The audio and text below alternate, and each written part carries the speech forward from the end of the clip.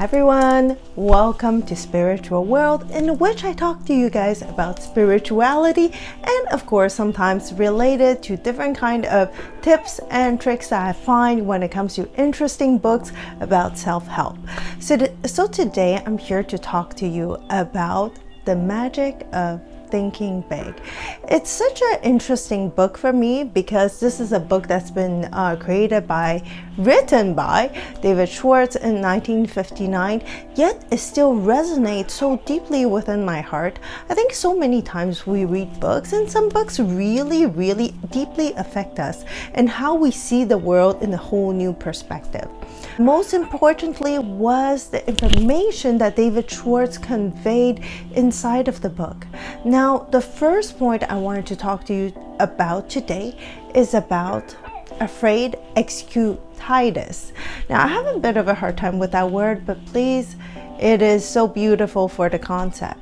So many times in our life, we think that we're not capable of doing something because we are using our health as a crutch. So we say, I'm having a headache, so I can't do my homework.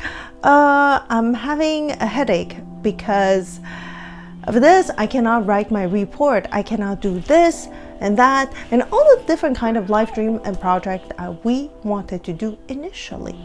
And when we look at things from that perspective, you could see something. So in the book, he illustrated that David Schwartz once met this man, and this man said, well, I have a heart condition. I have no idea what it is, so I went to all kind of hospital and I checked, and so far they did not find any problem, but I do have a heart condition, so I cannot do all the dreams that I want to achieve.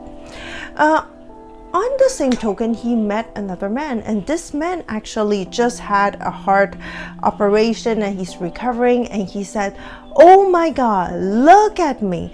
Now I have so much things that I can do. And from that perspective, the person is seeing things from a different perspective.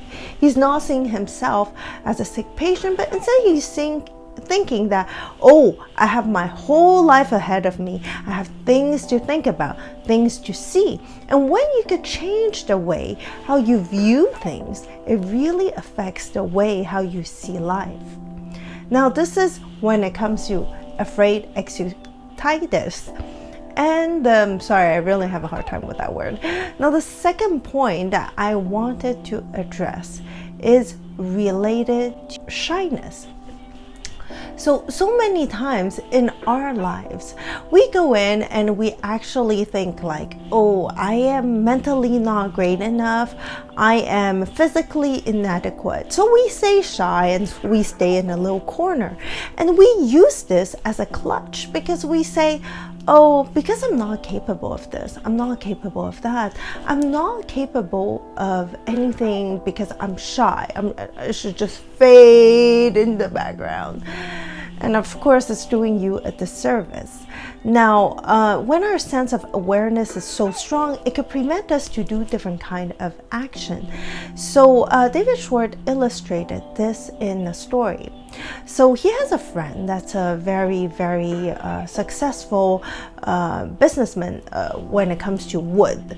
And to him, he actually said he used to be someone so shy and so self-aware.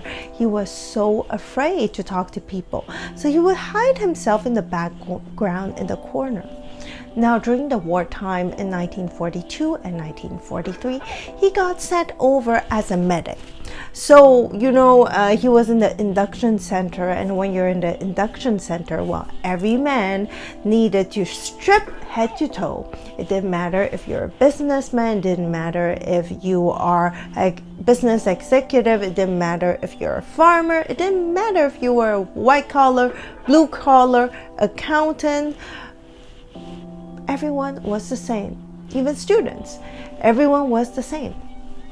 And then when he was in that location, he was talking to all of these men, and they all wanted the same thing. They wanted to relax, they had career plans, they have dreams, they have family, they have friends they care about, they want to have good food, and they have all kind of things that are very similar, and everyone has problems, and a lot of them just want to relax. And in that token, he suddenly realized that he doesn't have to be afraid of anyone, because we are all the same. We all have similar craving, and we all want the same. So it doesn't matter whether the person's an executive or the person is a businessman. It doesn't matter, because we are all the same. Now, in that token, he suddenly realized that that's the way, the ticket out for him to overcome the shyness that he has. And I think this is very, very interesting for us whenever we are shy in an environment to do different kind of things, to always realize in the back of our mind that we are no different than other people. So this way will help us to conquer some of the fears and some of the shyness and self-awareness that we do have. Now, the third point I wanted to address is aging. So many times in our life, we look at the span of a whole career. So for example, David Schwartz had a client that came into him, and that client was like 40, and she was saying like, I cannot achieve anything in this and that because I'm 40 already, like it's too late, no. And then David Schwartz asked him, so what do you think is the regular working lifetime of a person, of a man? And he said, oh, probably between 20 to 65, 70. And it seems they're usually in very good health condition. And then David Schwartz said, so you're only 40? And you're telling me about how much time you don't have? You have so much time ahead of you. You still have 30 plus years ahead of you. So why are you so worried? So in that same token, when we look at life, we can actually see that we have so much ahead of us. And so many times we are letting our fear of youth or our fear of age stopping us from achieving whatever we want to achieve in our life. Hope you have a pleasant week ahead. Bye-bye for now.